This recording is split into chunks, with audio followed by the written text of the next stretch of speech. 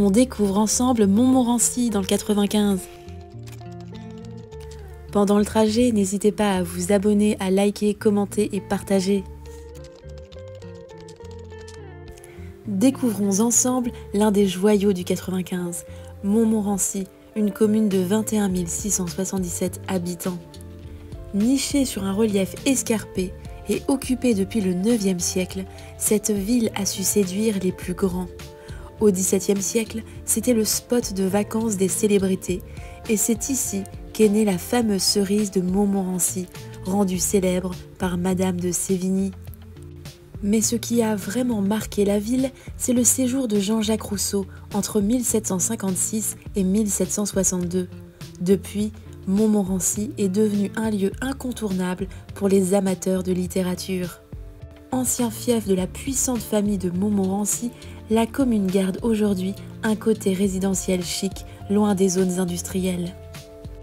Entre son centre-ville au charme de village, ses villas cossues et ses 30 hectares d'espace vert, sans oublier la majestueuse forêt de Montmorency, la ville offre un cadre de vie très recherché. Et pour ne rien gâcher, elle est collée à Enghien-les-Bains et son lac. Et je m'approche de l'un des premiers points de vue sur la vallée de Montmorency. Voyez un peu comme c'est apaisant et ressourçant.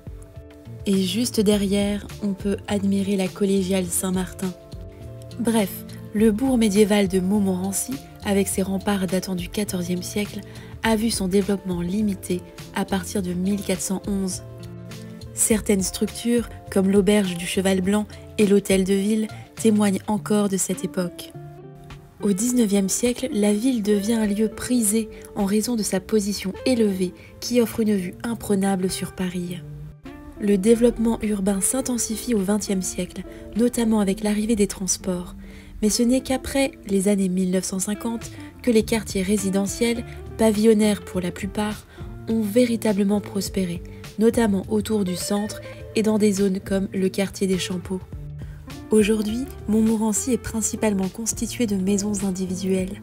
Le bas de la ville, au sud, est largement pavillonnaire, tandis que le centre est plus dense, avec des maisons de ville datant du XIXe siècle et des petits immeubles, héritage de la rénovation des années 1970-80.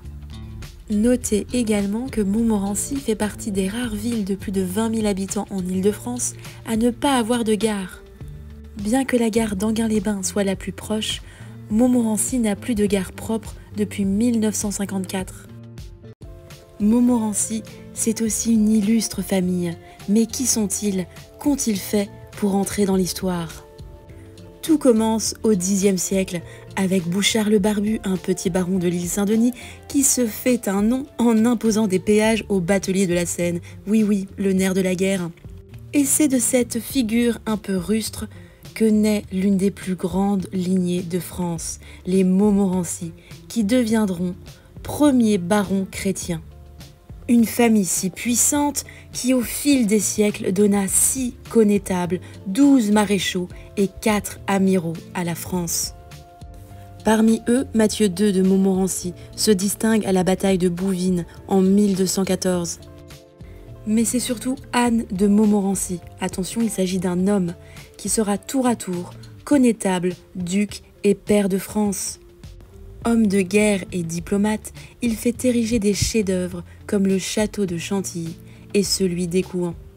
C'est aussi lui qui finalise en 1563 la majestueuse collégiale Saint-Martin que nous avons vue, qui abrite alors les sépultures de sa prestigieuse famille. Mais la dynastie s'éteint tragiquement. En 1632, Henri II de Montmorency est décapité pour avoir comploté contre le roi. Les biens et les titres passent aux Bourbons-Condé et Montmorency change plusieurs fois de nom. Enghien, Montmorency-les-Milles en hommage à Rousseau, pour retrouver définitivement son nom en 1832. Aujourd'hui, peu de traces matérielles subsistent de cette famille à Montmorency. L'antique château fort est tombé en ruine dès le XVe siècle et seules quelques pierres des anciennes murailles subsistent dans les jardins de l'Observance. Mais la motte féodale, encore bien dessinée au cœur du centre ancien, et surtout la collégiale Saint-Martin, demeurent les témoins majestueux de cette histoire. Pour conclure, Montmorency, c'est un parfum d'histoire qui flotte encore dans l'air.